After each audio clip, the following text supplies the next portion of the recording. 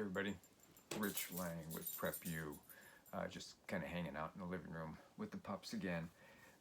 This video you're watching is about winter prep, specifically vehicle winter prep. We're going to take a look at a few items that you might want to take care of in your car. Also, some of the items you are going to want to change out from your summer vehicle kit to your winter vehicle kit. We're also going to talk about an enhanced vehicle kit and a few other things that you may not have thought about when it comes to your vehicle. So let's get right into it. As we all know, the seasons change, and probably about half this country is either affected by snow, ice, or winds with heavy rains. So it's really kind of important, since we are such a mobile society, to make sure that our vehicles are ready and set to go. We do a lot more traveling this time of year to families, just for the holidays specifically, and a lot of businessmen are still out and about driving around, and of course it's winter time, and you guys that are driving the products around, all your truck drivers out there, very important that you stay healthy and keep the rubber on the road. So the first thing you're going to do is you want to take a look at is your vehicle kit. You have a summer vehicle kit, and hopefully you have a winter vehicle kit. You want to make sure that you change out that summer vehicle kit to winter. Specifically, your clothing is really important. I'm thinking maybe a lot of you that live in big cities, don't really think about what's going on there. Hello, Shiloh. Do you think about what's going on out there? Cool. When you're driving around, maybe you're on, business calls, you're traveling to and from, and you're just in the city. You're not really going anywhere. But I think a few winters ago in Chicago, when Lakeshore Drive basically shut down and it turned into a parking lot, people started to realize that I've got like really good shoes on and a suit and nothing else. And now I've got to walk how far? And it's how cold and snowing, how hard, and the wind's blowing. You'll wish that you had a pair of boots and extra socks, maybe like a heavier coat and hat, gloves or mittens, keeping your car. That's really the backbone of your clothing for the winter. Make sure that you have everything in your car or truck and ready to go. Hopefully you never need it. I also suggest that you take that clothing and you put it in some kind of a plastic bag that you can Ziploc. There's those bags that you can actually use your vacuum and compact them. Would be really good. Don't put your shoes in there though. That's not going to turn out so good. Also, a good sand salt mix in your car in case you get on ice or slippery roads or you go off the road. A shovel, small folding shovel, you'll want to put in. While you're in your kit, you're going to want to check the dates on any medical items that you have in there. You're also going to want to check your 5-item bag. I showed you that in another video, the 5 items you should carry with. Take a look at it, make sure that the flashlight still works. Make sure your hand sanitizer, if it has a date on it, make sure you're still up to date on that. And again, check your medical kit that's in there. Especially your Neosporin, you want to check the date on that. It sits around and all of a sudden it's out of date by a few months, and you need to get more. That's why I always suggest don't get the big tubes, get a smaller tube. You're never going to go through it at all. But let's talk about your vehicle now, the vehicle itself. When's the last time I had an oil change? I would suggest in the beginning of winter, get the oil change, get the fluids checked out, get the fluids filled up. Winter's coming, change out your wiper blades to winter wiper blades. They're a little bit heavier. They can handle the ice and snow that are on that, but they're still going to freeze your windshield. You still want to make sure that you free those before you even turn your car on, because you don't know when you turn the car off, did you have your wipers on because it was raining the night before? Free those wiper blades up before you even start your car. You're just better off to make sure you do it. And what about your washer fluid? Do you have the washer fluid that's 20 below, 40 below, because sometimes you just can't wait, or you can't defrost the windows fast enough, and you can always use the windshield washer fluid. It will also keep the little jets where your windshield washer fluid comes out. It'll keep that from freezing up, so you always have that available.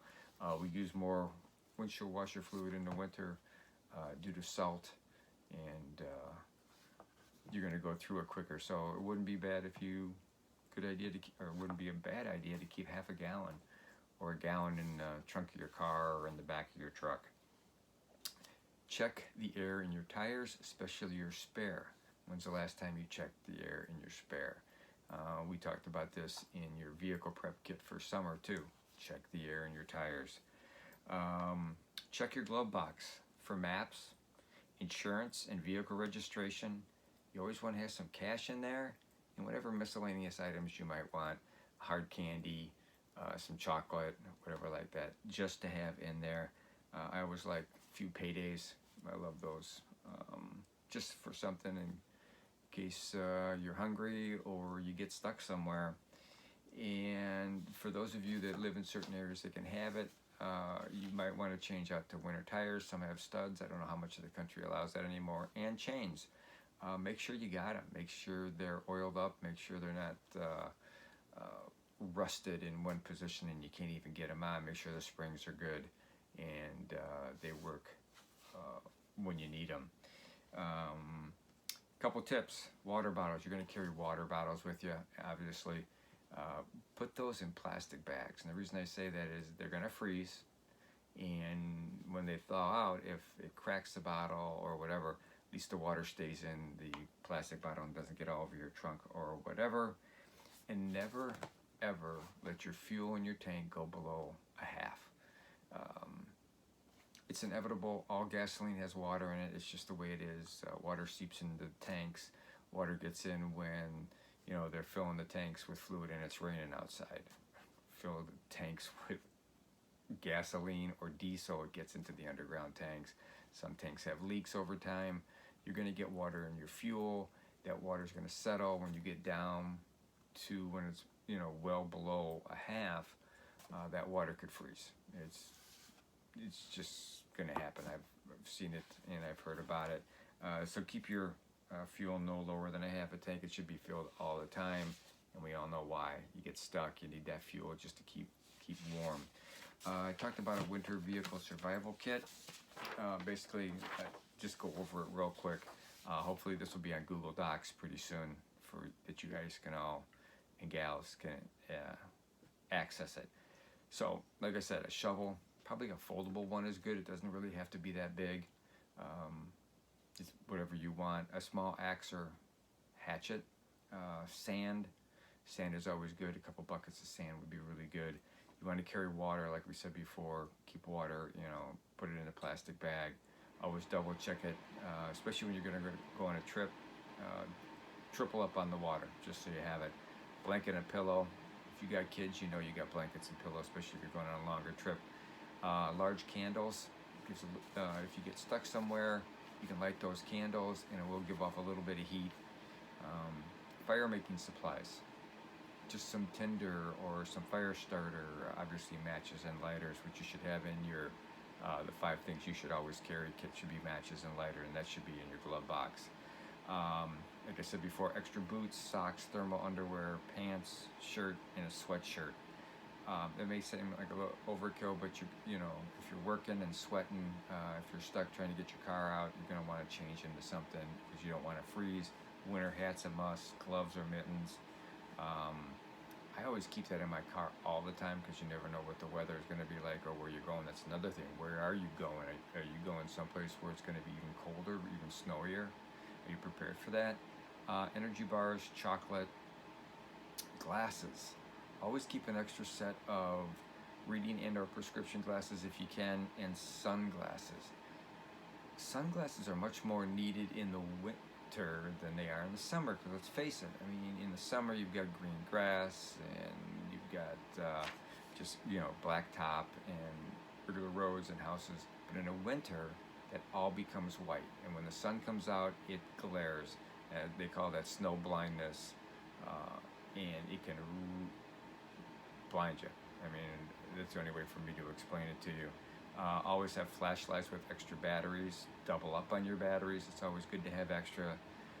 If you can, recycle your batteries. I know there's places out there that recycle them. Always have a multi-tool. First aid kit. Emergency vehicle repair kit. That's totally up to you what you want to have in it. Think about what you might need for your specific car.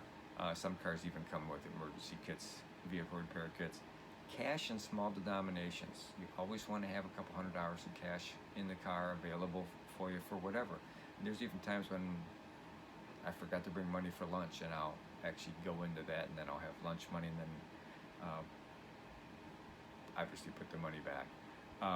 Hygiene supplies, soap, stuff like that. Women, you know what I'm talking about.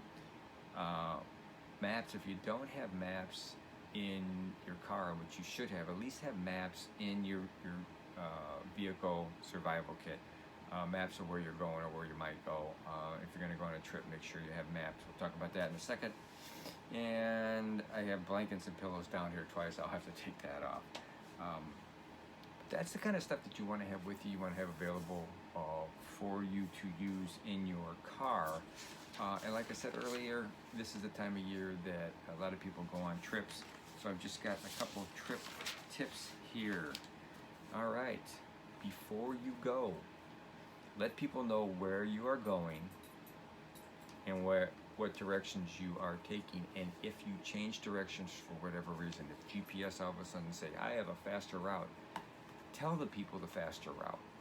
All right, because if you don't show up, they're going to come looking for you. If they're looking for you on the old route, they're not going to find you. It's going to take longer. They'll have to look for a different route to find you.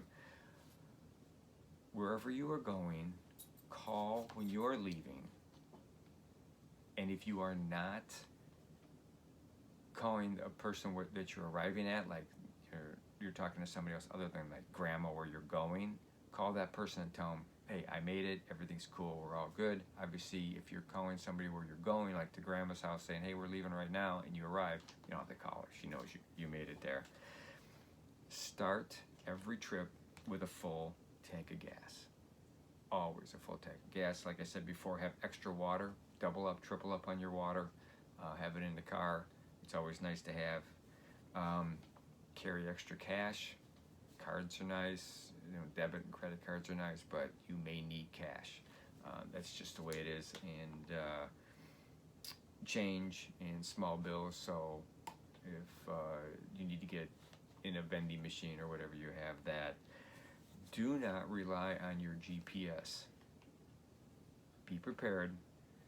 Print a map using Google Maps or whatever maps you like to use on your computer at home of your entire trip.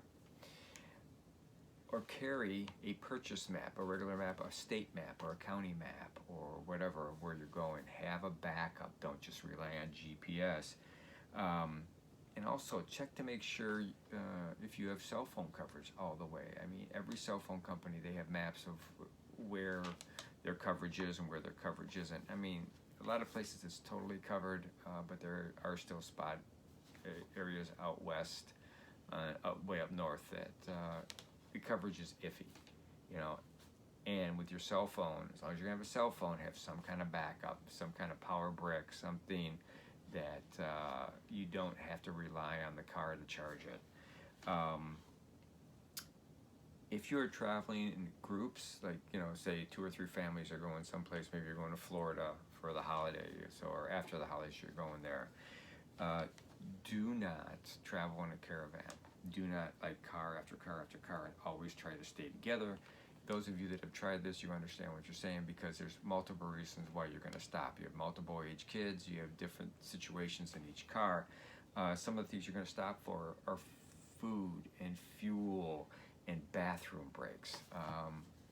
Everybody's different. You don't need to travel together. You need to leave. You leave together and arrive, at the same destination. That's fine. But what you want to do outside of that, have a single contact person, someone that's not in that group. Say again, grandma who lives in Colorado and you're going from Illinois to Florida.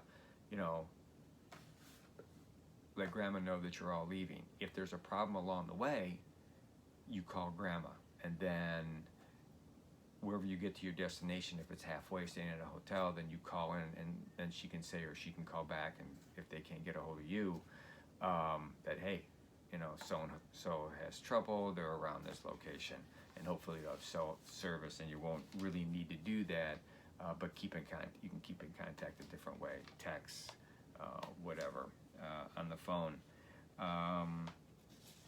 But those, you know, those are some of the tips for trips that you want to make sure. Just, I mean, it's all just basic knowledge of, you know, being aware of your surroundings and know where you're going, where you came from, and where you're going to. Just like, you know, leaving Illinois, going to Florida, you're going to take good clothes and for down there, and on your return trip, if it's 80 degrees down there and it's 30 degrees up here, dress accordingly, or have something where you can change along the way. You'll probably stop in Tennessee or whatever, anyhow, overnight. But anyhow, that's winter survival prep for your car and for trips. So, hope you liked the video. Hope you picked up a few little tips. If you've got any tips about winter prepping for your car or survival on a trip, let me know. Throw it on, have a comment. We always appreciate that. Like always, don't forget, you know, we are on Facebook, and obviously, you know, we're on YouTube because you're watching this right now. If you haven't subscribed, still please subscribe, and please pass this on to all your friends. You know, just put it out there that we have these videos. We have probably over 50 different videos right now, and more every week. So thank you very much for those of you that are subscribed. I gotta get that word out. But for now, be aware of your surroundings at all times, and the surroundings of where you are going to go. Find out what's going on. Be prepared to be on your own for up to 72 hours. Everybody will tell you that. Be on your own, because it's very possible that you will be for those 72 hours.